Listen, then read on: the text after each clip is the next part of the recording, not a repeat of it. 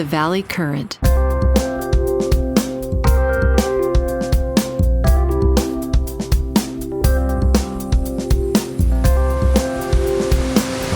Hey Sam, how you doing? Good. Good. So you've got a new idea for new class action, and here you are as the grandfather or father of probability management and the future of how statistics will evolve over time. And you see something that's worthy of a class action case, right? Yeah. So tell us about it. So look, I think all Americans, right or left, do not like their federal government, impinging on their lives. And, in a lot of cases, you can say, well, you do this economic thing, I know what's going to happen to me, right? But there are other cases that involve statistical stuff where the general public just has no clue. No clue. And I got to say, the field of statistics has changed so much in the last century. And then at probability management, we've created this idea of stochastic data, where uncertainty is auditable data, and now can even be used in a web browser.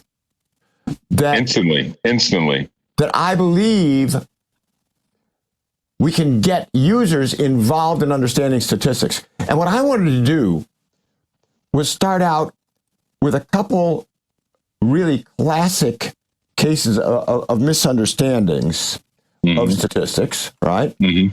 And I've got several of these I want to go through because they all tell a wonderful story. And I got to say, so two things. Computers, amazing for simulating uncertainty. And then on top of that, we've now got this stochastic data, which means the uncertainty is auditable data, could be introduced as evidence in court. Very rich stochastic data. Yeah, but I mean, the point is, it allows you to do downstream calculations. So let me start with this example. This is a post I made.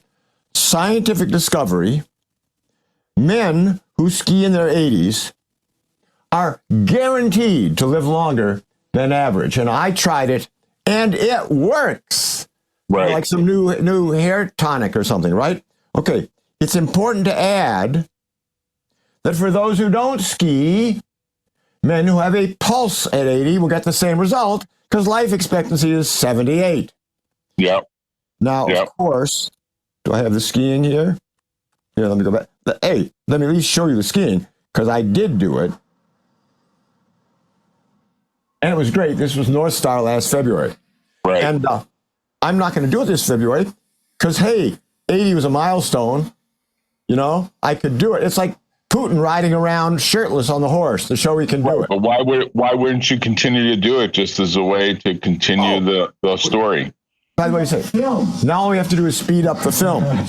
No, it was a great PR play and fun, and let people know I was still alive. Now at 90, if I can still do it at 90, maybe I'll consider that. That would be a milestone. Oh, you're just doing it every 10 years now because you want to make a statement about your 10-year anniversary. There you go, and I'm still here. Exactly. Yeah. Okay. I'm with you. Now here's another. So when I say, though, that if you ski in your 80, you're guaranteed, to live longer than average, people say, oh, God, I got to do that. No, it has nothing to do with that. It just happens to be that 80 is longer than average. Right. But, we can be selling all sorts of, vitamins and stuff based on that. Right. It's coincidence versus causation, right? Exactly. That's really what it is. Now, there's another example of people getting things wrong. Now, I was exposed to statistics prenatally. Well, because your dad was a famous statistician, right? He was, and where he came of age was in World War II at something called the Statistical Research Group at Columbia University. Right. And they came up with so much important stuff. I'm going to show you something that they teach in most statistics courses. I don't know how many of your viewers will get this, but this was a real problem. They had real B-17s coming back from real missions. Right. with real bullet holes. Right. And now my dad is not the one who did this work. The guy's name was Harold Hotelling, who ironically died in a plane crash. Oh. But anyway. Okay.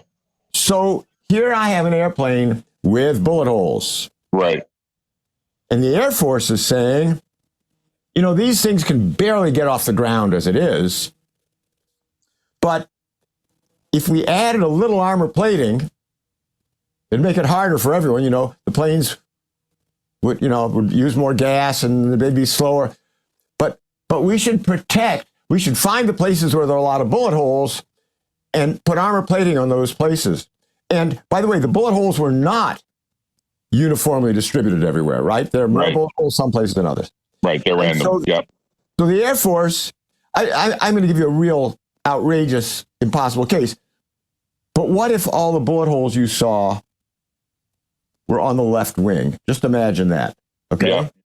You're thinking, well, you know, the German gunners are cross-eyed and they need glasses and they shoot the left wing. Okay, so the Air Force was basically saying, we got to put armor plating where we see bullet holes because that's where the planes are getting hit. And everyone was going down that path until this one guy, Harold Hotelling, said, wait a minute, guys. These are the planes that came back. Right. It's These like the aren't opposite. the bullet holes that matter. Right, exactly. When they looked into it, they discovered that there were bullet holes absolutely everywhere except two places. One, where the pilot and co-pilot sat, and two, where the tail surface controls came together, because if that thing got shot down, plane goes into a nosedive. Right, exactly. Well, that's what you got to reinforce, those areas, those critical areas. Totally. And there were a couple others. So, first of all, it totally worked. Mm-hmm. The losses went, I forget, I watched a YouTube video on this the other night, but it was like an amazing increase. Like, they were losing 30% of the planes per mission, and it went down to like 17% or something. Just a phenomenal thing. But the other thing about this is, here's a public policy question where the where the obvious answer is not only wrong. It's not like wrong, oh, it was really a factor of 2. No, it was wrong by a minus sign, for gosh sake, right? It's just so ridiculous. Okay, I want to give you another one of these stories. You remember Michael Kinsley? A great journalist. Yeah, I don't remember him. Okay. The whole story is good, and it's going to help us think about uncertainty and safety. Right. So there was this cut-rate airline called ValueJet. Oh, I remember them. Yeah, I remember them. In the Everglades. Right. It turned out that people had been shipping explosive material on the plane, and it caught on fire. So, I mean, it's a tragedy. Right. Anyway, Michael Kinsley wrote in Slate, could be as long ago as 1996. He said, sure, the cut-rate airlines are more dangerous, and they should be. So the first thing he points out is, and this is back in 96, airplanes have gotten safer since then. If you flew every day of your life on a major airline back in 96, remember, it's safer now, make a wild guess. Remember, you're flying every day. Right. Roughly how long would you have to wait on average before you had a fatal crash? Just shoot from the hip on this one. Probably 50 years. Try 20,000 years. Wow. Okay. The human mind does not conceive of this stuff. Okay, so now let's go to ValueJet. If ValueJet is 10 times more dangerous, it's every 2,000 years. Right. But Jack, wait a minute. You're saving $54 a flight. Right. That's a lot of money. Oh, my God. Right. So now the question is, what are you willing to pay to extend the 2,000 years to 20,000 years, right? Right. And if you were willing to spend 54 a day for the next 2,000 years, I mean, whatever you think about it. Right. And, you're valuing your life at $64 million. And you say, well, of course you're entitled to do it. But if society valued life at $64 million, you can't have solid food. You can't have automobiles. You can't have elevators. I mean, it's ridiculous. Okay. Right. Now let me get to the great part of this article. That was just the warm-up. Right. And the warm-up makes us think about the value of human life and we get very squeamish when we do that. Right, of course. It's like the Ford Pinto case where they were trying to value how much is this going to cost us to deal with more crashes where the Pinto was going on fire from during collisions. That's right. You got to do the economics, and I'm sorry, you got to do it with math. Okay, but here's the real deal. So there were a bunch of flight attendants. You know, if you fly on an airplane today and you have a toddler, you can put them on your lap. Right. Okay. Up to maybe age 3 or something. Right. And I think it's age 2, but God, you're right. Okay. Whatever it is. And so there were flight attendants agitating to put these toddlers in car seats, because if you're in a crash, you know, your cuddly 12-pound baby is going to weigh 12,000 pounds and you'll never hold on to him. Right. Okay. Lo and behold, making toddlers sit in car seats on the plane would kill more toddlers than it would save. Okay, I can believe that. A lot more. Do you have any idea why? They probably get strangled or something, right? No, nothing like that. And by the way, it would kill 9 times as many as it would save. It would save some, and it would kill 9 times. Think outside the box here. Well, it's probably about exiting the plane, right? Think outside the plane. Outside the plane. Okay. What's outside the plane? You're a young couple going to visit grandma. What? Right. We have to buy an extra seat for our cars. We'll drive. Oh, yeah, you're right. Yeah, we'll drive. Yeah. So every decade, you kill 9 extra babies on highways, and you save 1 baby in a plane crash, right? So what I love about it, no, what is a baby worth? I don't know what it's worth, but you want to kill 9 of them or 1 of them, you know? Right. But it's worse than just killing. It's worse. If the government regulated this, it would be the government killing babies, right? But it's worse than that. I can deal if the government wants to kill babies, as long as it's not my baby, they can kill babies. But what's worse is it would drive up the cost of airline seats because there'll be more demand for airline seats. But that means you got me subsidizing the killing of babies. Hold on a minute. You have just crossed the line here. Government wants to kill babies on their dime. That's it. You want to kill babies on my dime. I'm not in, all right? Okay. Let me give you a couple more of these. Then I want to show you this wonderful technology that we're not there yet, but I think we can be. So this next one is a wonderful story. I remember it well from the early 80s. Right. Oh my God. Coffee causes stomach cancer. Do you remember this scare? No, I don't remember it. I don't remember that. Headline. I don't remember that one. And I wasn't as much a coffee addict as I am now, but big deal. Everyone's talking about it, and people aren't buying coffee. Okay. So it turned out the statistics worked as follows. You know, when you do the statistics, you have to test it on certain people, right? Right. Like with the bombers. We were testing our theory on the bombers that came back, which gave us the wrong answer, you know? Okay. So they were testing gastroenterology patients. That was the test group. Okay? Right. If you are a gastroenterology patient, you have one of 2 things wrong with you. Right. Oh, here was the thing. Here was the test. We got this group of people, right? And of those, some drank coffee, some that didn't, right? Right. Of the ones that didn't drink coffee, there were none with stomach cancer. And of those that did drink coffee, there were a lot with stomach cancer. I think the numbers speak for themselves. But let's dig a little bit deeper. They were gastroenterology patients. What does that mean? Right. It's one of 2 things. You either have ulcers, in which case you can't drink coffee because I guess it hurts. Right. Or what else could you have? Stomach cancer. That's the only other choice for going to a gastroenterologist. Right. It's adverse. It's the idea of adverse selection, right? Your pool. Horrible adverse selection. Right. Ridiculous. Okay, so that's kind of to warm things up. Now, it's kind of a big jump to this auditable data stuff. But let me do another example, kind of to show you the technology, because it's just so amazing. You know what I need to do to show you how easy it is. First of all, this idea came from the financial engineers of the late 80s. What they did was they simulated a whole bunch of asset prices. So imagine you're a Goldman Sachs or someone, right? Right. And so they've done good financial simulations, well, since the 60s, right? By the 80s, they had giant computers.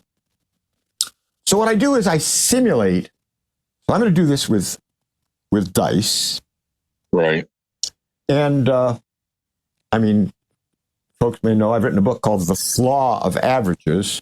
If dice explain a lot. I mean, here's a die. Right. It's uncertain. I love that. I love that prop, by the way. And of course, the better prop is the average die with 3.5 dots, which is ridiculous. You just, okay. So here's what the financial engineers did. Suppose instead of 3 dice, I've got IBM, AT&T, and, Xerox or something, right? Right. And then they did know how to simulate those things. Well, think of it as rolling dice. And so now I've rolled 10,000 die rolls. Right. Now, this might have taken time. They might have had 1,000 assets. Their computer probably started at like 11, the night before. And by 5 a.m., they've generated, imagine, 10,000 trials times 1,000 assets or whatever it took. Back in the 80s, the computers were slower, but still. Okay. Right. Here's the magic of it all. If I wanted to simulate a portfolio, say, of like, replace these with, IBM and AT&T, say. So a portfolio of IBM and AT&T, I would just add the two numbers together and then copy it down 10,000 times. Right. Well, it turns out, and this is where probability management came from. I had already applied this in some settings, but in 2012, I discovered that native Excel could do this with a data table. And you were down there we've co-founded this with Harry Markowitz, Nobel laureate economics. Yeah, I was there. I was there when we did it in San Diego. I was there. May of 2013. Right. So if I point to one of these dice, one other thing, it's auditable. Oops. This is auditable data. Right. Okay. So trial 9,765 is 3 ones. Every time. By the way, that gets you somewhere in court and with the accountants, because both sides get this as an exhibit in the case, right? Right. And you can audit it. You can see if it's been, putzed with or polluted or whatever. Okay. Right. So now, good old native Excel by itself, when I point to that cell and hit the enter key, it ran 10,000 trials and gave me a little histogram there. And it in like 2 seconds. No, not 2 seconds. No seconds. No seconds. That's important that it's no seconds, because that connects the seat of the intellect to the seat of the pants with what I call limbic analytics. Okay. Right. There's a function called the data table. It did it. So what it did was run the numbers 1 through 10,000 through that cell while recalculating this. Okay. So now I want to add 2 dice together, and I do that, and it goes up in the middle because there are more ways to get it to whatever. Okay. Now, in this new age, which I call the chance age, the chance age is inspired by the joke about the Enron hiring the new accountant, and first candidate, what's 2 plus 2? He says 4. Second candidate, what's 2 plus 2? Must be a trick question. He says 5. Third candidate says, what do you want it to be? Oh, you're hired, right? Okay. So where the flaw of averages comes from, and by the way, let's multiply 2 dice together, because no one's ever seen that before. Right. And the flaw of averages comes in when the boss says, I hear you're multiplying 2 dice together. What number are you going to get? What are you going to get? It's uncertain, boss. No, give me a number. I need a number. That's the fork in the road to hell. So in what I call the chance age, when the boss says, give me a number, you say, what do you want it to be? I'll give you the chances. And Right. very important, there's this other concept. We have two concepts. In the stochastic data, first we have these arrays of numbers, maybe 10,000 of them. And then the other concept is the boss wants this number to be greater than 8. And we say, sure, 55.6%. And that is merely a count if statement. Just count all the things greater than 8 and divide. Okay. Right. That's the whole thing. And the computers can do it. And now recently we've moved it into the web, pure web app running on this. One other comment. A couple of brilliant guys, Tom Keelan and Doug Hubbard, I found a way to put their stuff together. Instead of storing 10,000 trials, you store like a little tiny JSON file. Now, this is work that relates to a real pharma company. I've disguised the data here. Right. A real client data in a way, right? Yeah, I mean, disguised, so, you know. Yeah, disguised. Right. Right. But here's the real problem. Clinical trials have a tremendous amount of uncertainty. Right. And a delay of 1 week costs something like $12 million. Wow. If you use averages in all your calculations, on average, we pick up, because think about the funnel, right? Oh, we need to get the countries signed up. Okay, great. Then we got to get sites activated within the countries. Then we have to have test subjects walk in the door. Then they have to pass. They have to be sick enough, but not too sick, if you understand what I mean. Right. You got this big funnel. If you plug in the averages for all these things, okay, you will get performance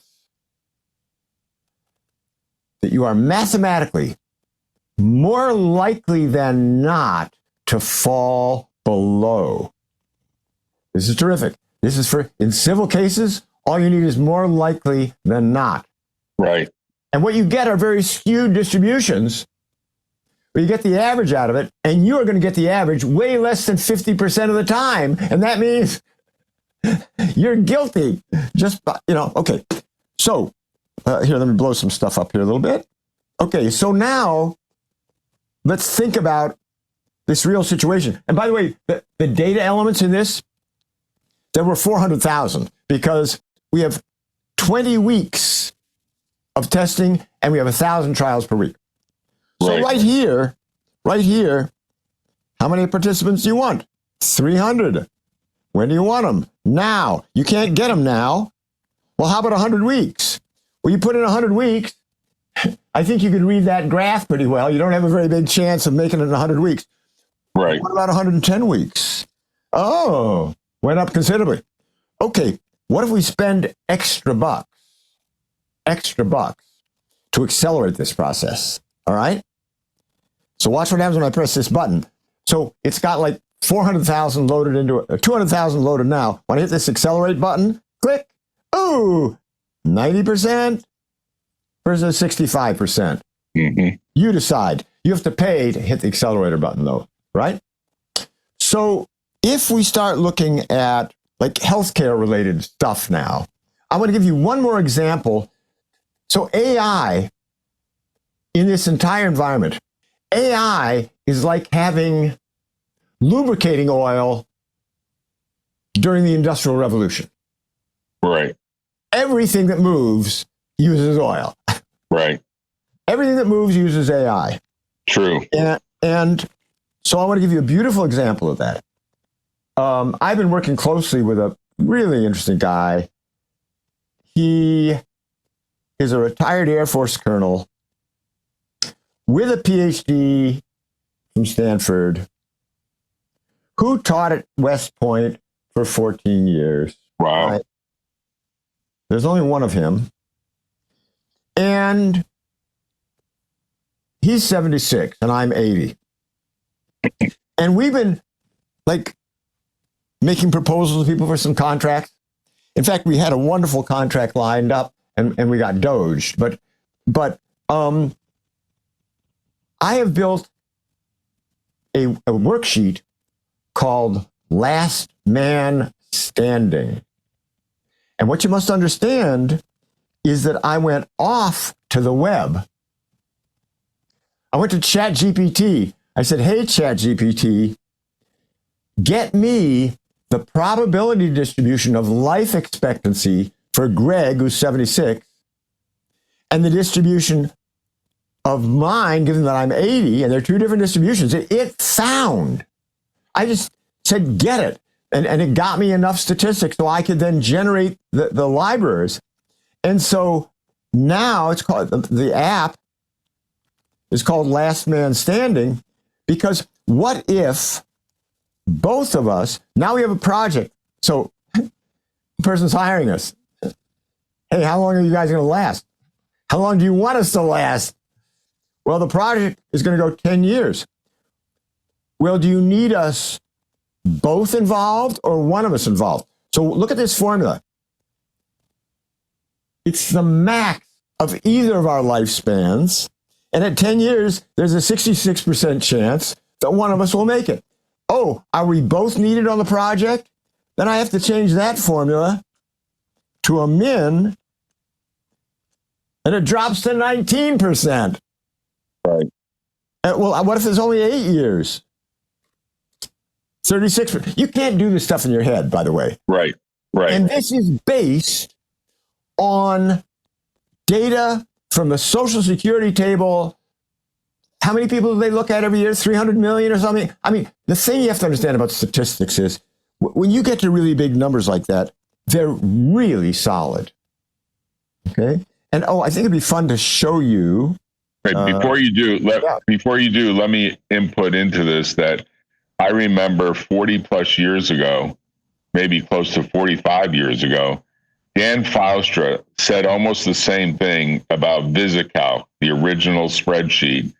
And he said, look, it's going to change the way people interact with computers, because when you type in a few numbers and there's a trickle effect right in front of your eyes of how all that data is changing, so you get the seat of the pants reaction of what's happening to that spreadsheet and then what's happening to the associated graph and so on.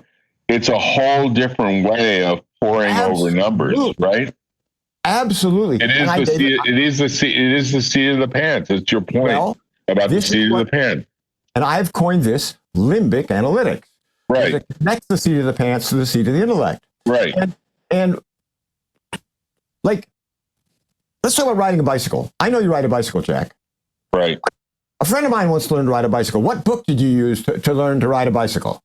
There was no book. It was falling down. It was falling down a lot and having scraped knees. And my parents said, you ripped another pair of dungarees. Yeah. And we're going to have to put patches on it because we're not buying you a new pair. Yeah. You have to live with these. Do not underestimate the limbic system. Right. It is so amazing. Right. So now, whatever VisiCalc did, it did it by being interactive and allowing you to tie in your limbic system and connect the seat of the intellect to the seat of the pants. We now can do that with probabilistic stuff, and we can audit it. So let me just find you the data file. I'm going to open the data file, which is gobbledygook. Okay. Right. It's called JSON. It's gobbledygook for the web. And what we see is that the name of this file is Greg's life expectancy based on the Social Security, numbers, right? Right. And then it's just gobbledygook, but it will produce the same trials. And this thing, by the way, this is a relatively small file. There's not much to it, and that'll produce up to 100 million random numbers based on his life expectancy. Same numbers in Excel, in JSON. No, this is JSON, not JavaScript. Did I call this JavaScript? Right. This is JSON. JavaScript is the programming language for the browser. Right. Which now we can do Monte Carlo in. So the app you saw that does the clinical trials 5.5 billion people have access to that. I want to show you another one that we just got up today. And here's a case. I think you've met the guy. His name is Shane Kavanaugh. He's the senior research manager of the Government Finance Officers Association. And I'm not sure I met him, but I hear you. At one of our meetings, maybe. Okay. And he's the guy who's done the stuff with the hazard, the fire hazard we did at Berkeley and stuff like that. Okay. And we just put one of his things. But Sam, I am going to force you to come around to the class action case idea that let's get back all to this that. eventually plays into, because you're saying, look, the electorate can get to this data and start to see stuff that maybe they wouldn't see without this data being so available, right? Right. So let's go through the case here. Right. The thing that really brought it to mind was, we're not going to give these 3 shots together, mumps, measles, and rubella, whatever the heck it is. Right. We're going to do three different shots. Well, kids don't like getting shots. Right. And I don't know how much that would reduce them getting shots, but we have millions of data points on how effective the shots are. Right. And so I'd like to find some doctors who have this data at hand. We could build now an interactive model in which the user can decide, oh, no, it won't deter anyone from getting more shots just because you have to drag the kid back to the doctor 3 times and get 3 needle pokes instead of 1. Right. Or maybe you'll say it'll cut it down by 25%. Whatever number you put in, you now run a 10,000 trial Monte Carlo, and you say, oh, here's how many additional deaths there will be, right? As a result of this policy, if it's a bad one, maybe it's a good one. I don't have the numbers. Right. Maybe it will save lives. The point is, whether separating the shots into 3 or not saves lives or causes death, both the benefit and the risks can be made completely apparent to people in an interactive way, like VisiCalc was years ago, or instantly on the web and for free. Instantly on the web and for free. Right. And with that much statistics, it's not wrong, right? I mean, you look, you have to look at each case. If it's some really rare cancer, and we're asking whether or not you sniffed glue as a kid, we couldn't do this. Right. But when you look at the total number of kids, all at things like regular vaccines, we can do it. And it sounds like something that Google should support. It sounds like something that Google should say, we've got to make this a public interest kind of project for the citizens of here are the world, right? Here are the steps. If any of your viewers are doctors who have access to the data, right? Right. We first have to look at the data. And by the way, the doctors are good at this stuff by and large. Right. And we'll say, oh, yes, we ran this regression over here on the percentage of the population vaccinated versus the size of the epidemic. The thing about vaccines is you're not just protecting yourself, right? Right. It's much more like, I'm not going to go, I want to go through that red light, and I'm not holding back because I'm afraid of getting killed. Well, actually, I am afraid of getting killed, right? Because if I knew I wouldn't get killed, maybe I'd just break the law. But no, I might get killed. But then with vaccines, it's more like an intersection, with millions of cars coming together. And so if you don't get up to the critical, herd immunity, you can get some very nonlinear bad things going on. Right. So I don't know how such a thing would work, because this is a class action suit for wrongful deaths that haven't happened yet, right? Right. It's like you're arguing that the government, this is the point I want to make, that the government is doing stuff that really should be subject to some real statistical interrogation. And the courts would say, but the government is immune from litigation over decisions like this. If you want to make change, write a letter to your senator, write a letter to your congressperson, and tell them, look, this is out of whack. Do something about it. Here's the way we should look at this, right? That's the political process. It's not through lawsuits against political officials. That's the general view of the courts. We're not going to allow lawsuits to dictate what should be done at the voting booth. This is why you need the model, so that everyone understands and everyone. Right. If we see something that is out of whack, then everybody sees it, and it is auditable because look, it's got to pass the court test, right? It's got to pass the test of I could testify to this in court without perjuring myself, right? Right. No, you could testify as an expert witness without a doubt in court on this stuff.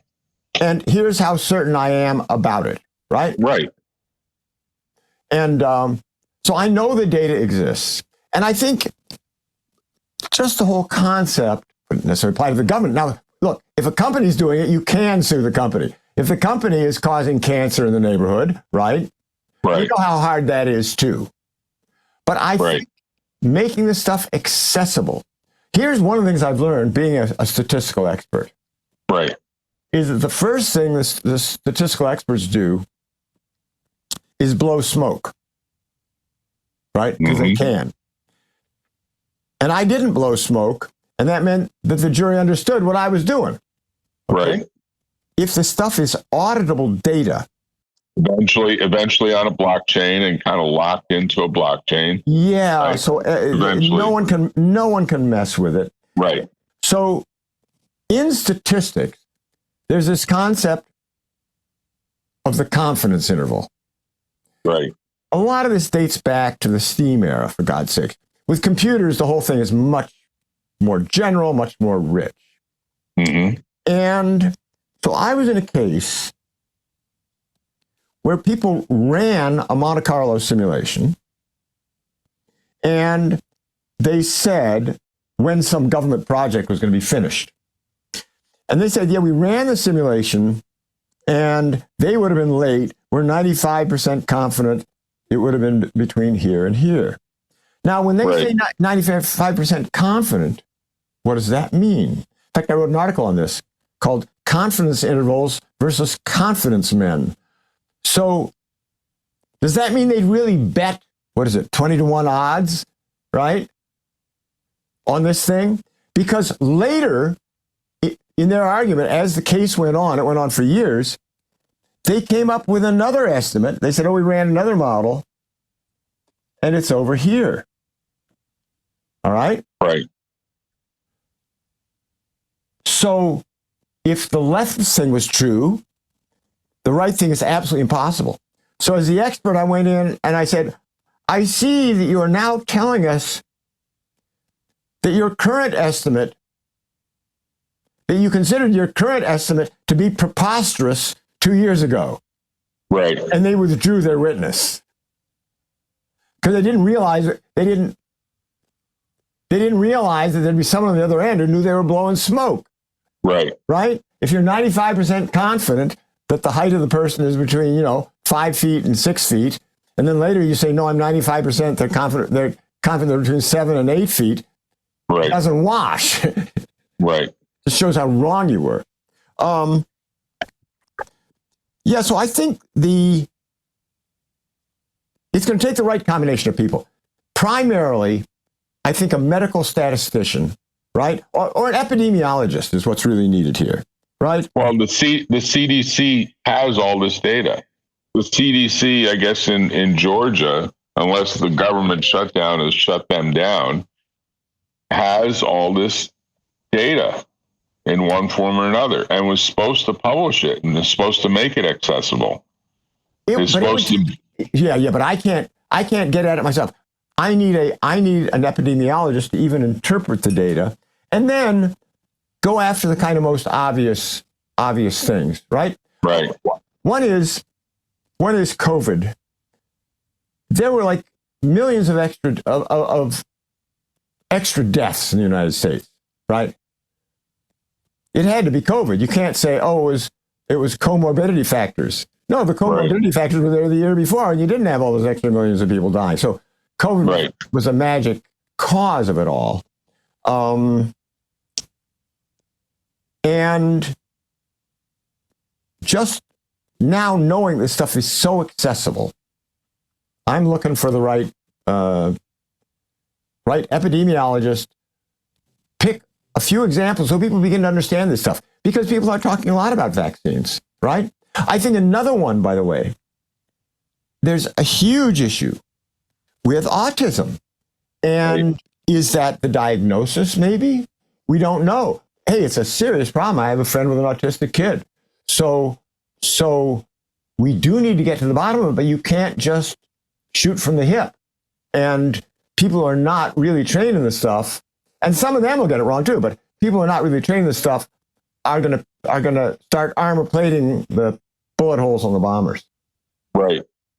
So what you're arguing for, in summary, is an intelligent electorate that actually can now get to the data and can type in a few keystrokes with your tools and produce a way that customizes a report and makes them understand what that data really means in a real sense. Yeah, but I'll start with a dumb electorate and teach them to be smart. Right. I think we have the tools now to make people smart. As an analogy, when Fibonacci brought Hindu-Arabic numerals to Western civilization, somehow arithmetic became very popular. Right. Right. Wasn't that hard to do with Hindu-Arabic numerals. With Roman numerals, it was impossible. I think we have the Hindu-Arabic numerals of chance here, right? And that statistical arguments can be made just on your spreadsheet or on the website, and that people will start learning to ride the statistical bicycle. Do you think that this should be taught in grade school? Oh, of course. Do you think there should be basically grade school training, like 6th grade, 5th grade, 4th grade? I think they're already doing it. It could be done before that. One of the things I have, absolutely. I think much younger. Much younger. To toddlers. Here, let me show you. Let me give you an example here. Okay. Well, you're doing that with a nonprofit, aren't you? Aren't you doing that through a nonprofit right now? I am not, because we don't have any funding for it, but I'm poised. You find me the nonprofit to get me the funding. I've got the materials ready to go. And one of the ideas is this spinner that was invented by a guy named Carl Spetzler. Okay. It helps you understand probability. So at first I thought kids had to be old enough to speak to do this. They have to be old enough to point. Right. You talk to your toddler who can point. Right. And you say to them, oh, let's start with this. Let's have 2 spinners. Right. And you say, if you get a blue on a spinner, you get a cookie. Which spinner do you want? Point. Right. And they point. So you would say a 3-year-old. Oh, easy. Would get this, right? Easy. And when they start thinking about it at 3, it becomes natural to them for the rest of their lives. But we don't have that much time. I believe I've taught a lot of people who didn't understand it at 3, who nonetheless understand the dice. They understand that everything is sort of like the dice, that here we have data. It came from studies. It can be audited. I will tell you that even in scientific papers, they are guilty of the bomber problem. So it works as follows. The journal gets hundreds. In fact, let me phrase it this way. Our company makes a bunch of drugs. We only market those where we're 95% confident that the thing will work. You following me? Yep. It's called the p-value. Right. In other words, there's only a 5% chance that the improvement was random. Okay? Now I'm a company selling 100 drugs. I have 100 drugs in my R&D portfolio. I end up selling 5. Well, if I had 100 versions of sugar water, 5 of them would pass the 5% test. Right. It's very much like the bombers that survived. And so this is another place the stochastic data would help, because we're not just telling you what our confidence interval was, we're publishing the actual data of the people taking either the sugar water or the drug or whatever, and you can draw your own conclusions from it. So I think it is incredibly basic. I give credit to the financial engineers for originally thinking it up, but with today's technology, we should all be using it. It should be taught in schools, and well, it'll lead to a much more informed electorate, and maybe that will lead to better decision making in the voters box, right? Because we're not really doing that now. Well, I think so. I think so. And the whole idea of correlation versus causality, and cherry picking, all these things are related to the same thing. So Sam, as you sit here today, are you optimistic that this will catch on?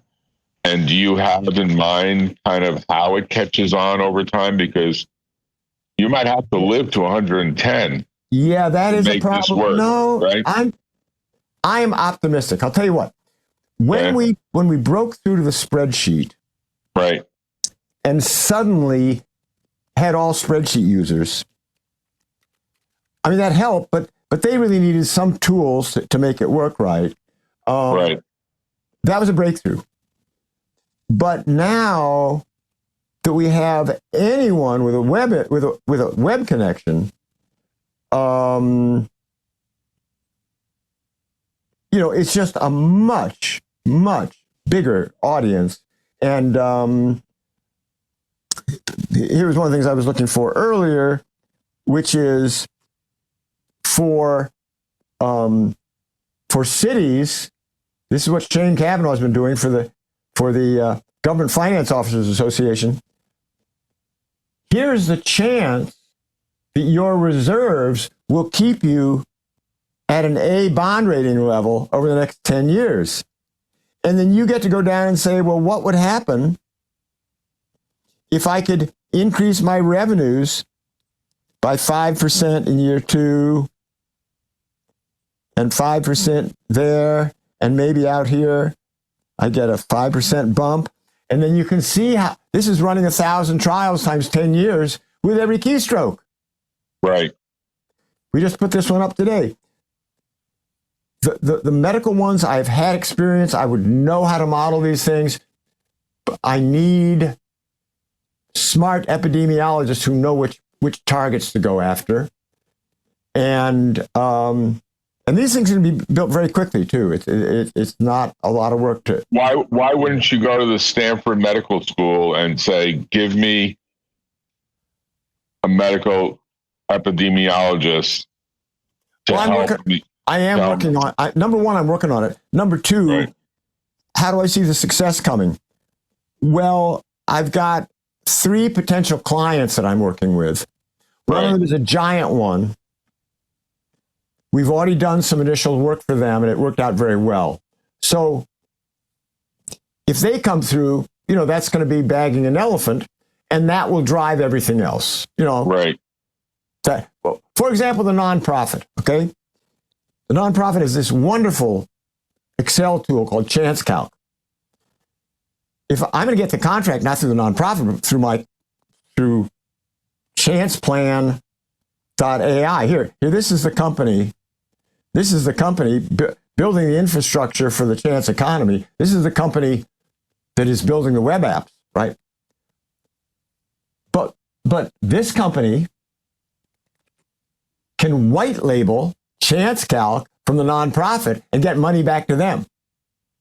What's the name of the company whose website you have up? What is that?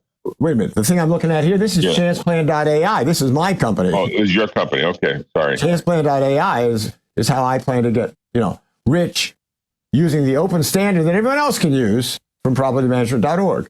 But and so it's commercial applications that drive it. We've had big ones in the past, and they've always given the whole effort a big boost.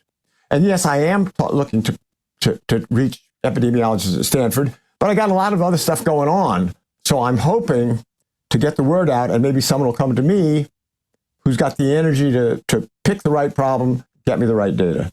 Right. Well, Sam, let's just end on this question. Do you think Stanford should have a whole division that just focuses on this entire area of probability? Like a whole division or a whole graduate school or a whole PhD program, that sort of thing? Because I don't think they do, right? They don't. I think that would be like saying they should have had a whole program of interactive computing when Dan Filester came along with VisiCalc. Right. For your younger viewers, VisiCalc was the first spreadsheet, followed by Lotus 1, 2, 3, followed by Excel. Right. So, no, there was probably no interest in computer science departments about that. If we're successful, then it gets used in industry, and there are some theoretical questions where theoretical statisticians can add some value on the margins, but it's primarily engineering and software, which is what's beautiful about it. It's not that deep a theoretical concept. So, hey, I thank you for the opportunity. Well, thanks for coming on, Sam. Always fun. I will keep my ears open for people that I see from the Stanford Medical School, because I do see them.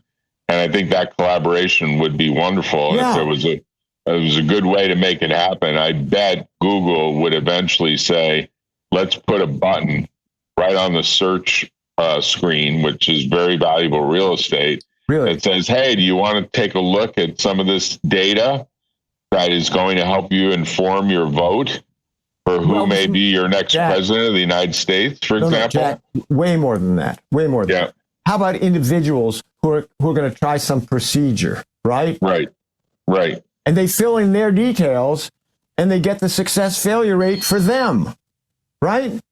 And it becomes a better disclosure for a medical hospital. That's right. In terms of the hospital actually being able to say, of course he understood what the risk was.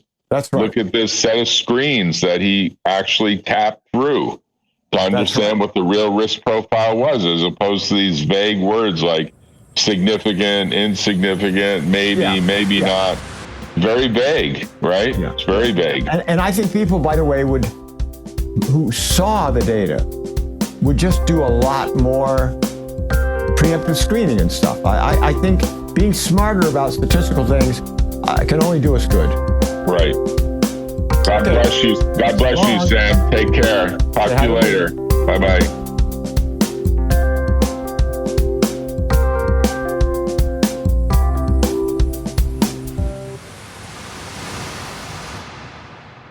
Tune in next time on The Valley Current.